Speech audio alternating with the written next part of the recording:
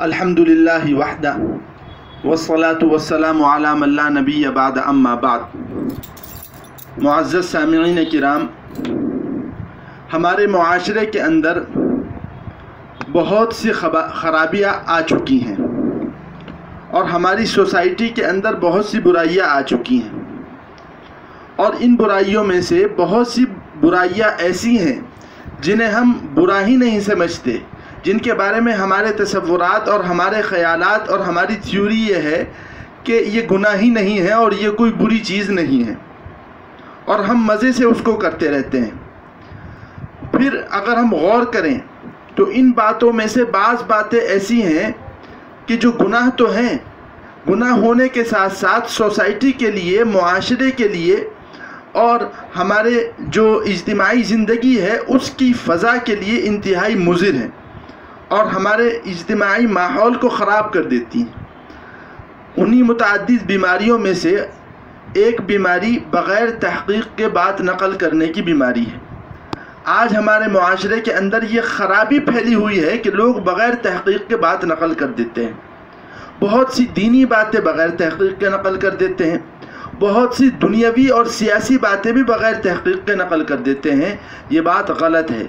کوئی دینی بات بغیر تحقیق کا نقل کرنا یہ بھی گناہ ہے، کوئی دنیاوی بات، کوئی سیاسی بات یا کوئی معاملاتی بات یا کوئی معاشی بات معاشرے کے اندر بغیر تحقیق کا نقل کرنا یہ گناہ ہے اور سنگین گناہ ہے۔ شریعت کے نظر میں یہ برا عمل ہے۔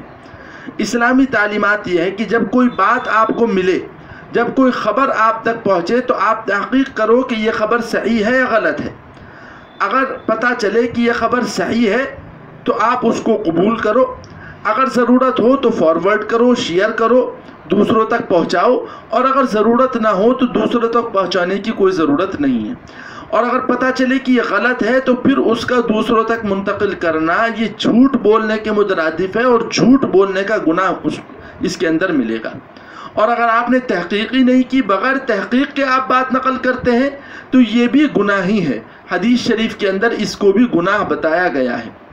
اللہ تعالیٰ قرآن کریم کے اندر ارشاد فرماتا ہے، یا ایھا الذین آمنوا اذا جاءکم فاسق بنبأ فتبینوا، اے ایمان والو جب تمہارے پاس کوئی فاسق خبر لے کر آئے تو تم تحقیق کرو، دیکھو کہ وہ بات صحیح ہے یا غلط ہے۔ اگر صحیح ہو تو ایکسیپٹ کرو اور اگر غلط ہو تو آپ اس کو قبول نہ کریں۔ اب تحقیق کرنے کا کیا طریقہ ہے؟ تو اس کے بارے میں بالکل واضح بات یہ ہے کہ اگر کوئی دینی بات آپ تک پہنچتی ہے، آپ کو حدیث کے تعلق سے پتہ چلتا ہے کہ حدیث میں ایسا ہے، یا قرآن کے تعلق سے بتایا جاتا ہے کہ قرآن میں ایسا ہے، تو آپ اس وقت تک قبول نہ کریں جب تک کسی معتبر عالم سے اس کی تصدیق نہ کرا لیں۔ وہ معتبر عالم اگر یہ کہے کہ یہ بات آپ کو بالکل صحیح بتائی گئی ہے، قرآن کے تعلق سے آپ کو بات صحیح بتائی گئی ہے یا حدیث کے تعلق سے آپ کو بات بالکل صحیح بتائی گئی ہے، آپ اسے قبول کریں، ایکسیپٹ کریں، اور اگر ضرورت ہو تو اس کو پھیلائیں، یقیناً اس پر آپ کو ثواب ملے گا۔ اور اگر وہ عالم صاحب یہ کہتے ہیں کہ یہ بات صحیح نہیں ہے، غلط ہے، تو آپ اس کو بالکل منتقل نہ کریں اور آپ بالکل شیئر نہ کریں اور فارورڈ اس بات کو نہ کریں۔ اس بات کا خاص طور پر اہتمام کریں۔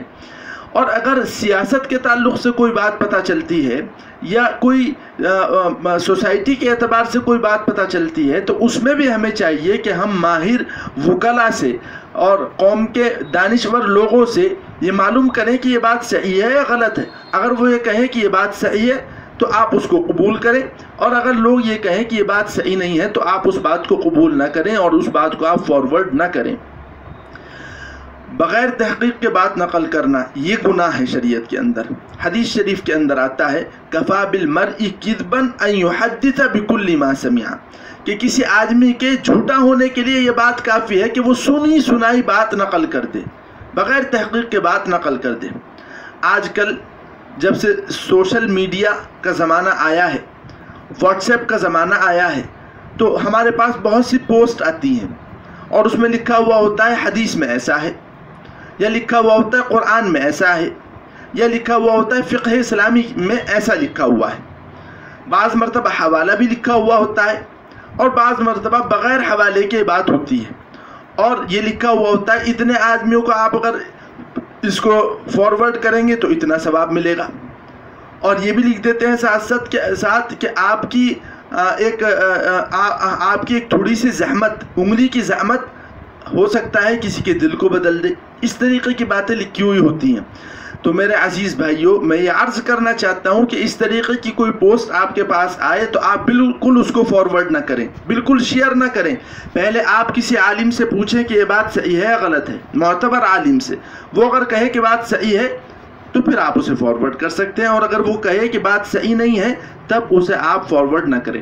اگر اس پر حوالہ پڑا ہوا ہے کہ بخاری میں ایسا لکھا ہوا ہے، مسلم میں ایسا لکھا ہوا ہے، قرآن میں ایسا لکھا ہوا ہے، فقہ کی فلاں کتاب میں ایسا لکھا ہوا ہے، تب بھی آپ اس کو منتقل نہ کریں. کیونکہ اس طریقے کی پوسٹ کے بارے میں ہم نے تحقیق کی، بہت سی بلکہ اکثر پوسٹ ایسی ہوتی ہیں جس میں حوالے جھوٹے ہوتے ہیں. اس لیے حوالہ لکھا ہو کوئی حرج کی بات نہیں، حوالے کے باوجود آپ کسی عالم سے پوچھیں کہ یہ حوالہ بھی ڈلا ہوا ہے، کیا یہ بات صحیح ہے یا نہیں ہے. اگر وہ یہ کہیں کہ ہاں یہ بات صحیح ہے اور حوالہ بھی بالکل درست ہے تو آپ اس کو منتقل کر سکتے ہیں، ورنہ آپ اس کو منتقل نہ کریں. یہ بہت ضروری چیز ہے. عام طور پر مسلمان یہ سمجھتے ہیں، سادہ لوح مسلمان، کہ ہم دین کی بات اس طریقے سے منتقل کریں گے تو ہمیں ثواب مل جائے گا، ہم جنت کے قریب ہو جائیں گے. یہ اچھی طریقے سے سمجھ لیں کہ اگر آپ بغیر تحقیق کوئی دینی بات نقل کریں گے تو آپ جنت کے قریب نہیں ہوں گے، آپ کو کوئی ثواب نہیں ملے گا، آپ کو گناہ ملے گا، آپ جہنم کے قریب ہوں گے. اس لیے آپ تحقیق کریں بات کی اور صحیح علماء سے رائے لیں. جب صحیح بات آپ کو مل جائے اس کے بعد پھر آپ اس بات کو منتقل کرنا چاہیں تو کر سکتے ہیں. ضرورت ہو تو منتقل کریں، ضرورت نہ ہو تو منتقل کرنا کوئی ضروری نہیں ہے. اگر ایسی بات ہے کہ وہ شیئر ہونی چاہیے، فارورڈ ہونی چاہیے، تو آپ اس کو شیئر کریں، یقیناً اس پر ثواب ملے گا آپ کو. اور اگر وہ ایسی بات نہیں ہے تو اس کا شیئر کرنا کوئی ضروری نہیں ہے. ان باتوں کا خاص طور پر اہتمام کریں. بعض لوگ جو ہیں بغیر تحقیق کی کوئی بات لکھ کر فارورڈ کرتے رہتے ہیں. علماء نے لکھا ہے جس طریقے سے بغیر تحقیق کے بات بولنا کسی کے سامنے گناہ ہے، اسی طریقے سے بغیر تحقیق کے بات لکھ کر فارورڈ کرنا یہ بھی گناہ ہے. ایسا نہیں ہے کہ لکھ کر فارورڈ کرنا گناہ نہیں ہے، لکھ کر فارورڈ کرنا بھی گناہ ہے، بول کر فارورڈ کرنا بھی گناہ ہے. ہر کسی بھی طریقے سے شیئر کیا جائے گا تو یہ گناہ ہے. اللہ تعالی ہم تمام لوگوں کو اس گناہ سے بچنے کی توفیق عطا فرمائے. وآخر دعوانا ان الحمد للہ رب العالمین.